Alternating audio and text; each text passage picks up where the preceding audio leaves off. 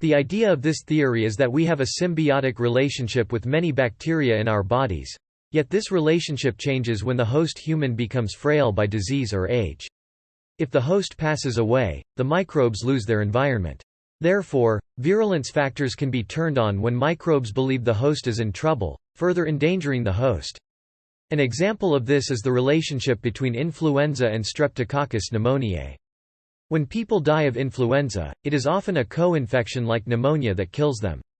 Streptococcus pneumoniae can be found commonly in the nasopharyngeal passage without causing disease.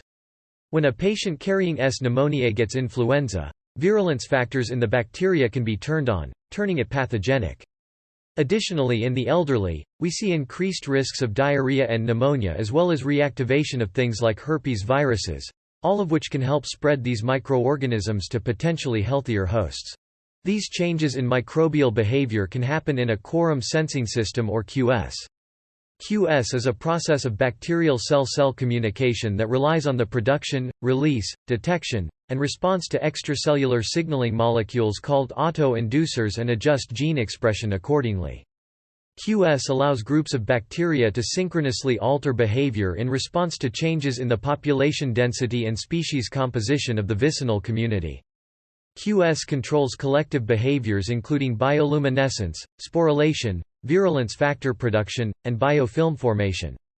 Impairing virulence factor production or function has gained increasing attention as a method to control bacterial pathogenicity. The advantage of anti-virulent strategies over traditional antibiotics is presumed to be reduced pressure on bacteria to develop resistance. This methodology appears to be a promising strategy for novel therapeutic development. An example of QS is gram-positive bacteria that use auto-inducing peptides as signaling molecules. At high cell density, they promote regulation by sRNAs, which promotes rapid regulation without the need for translation and protein folding.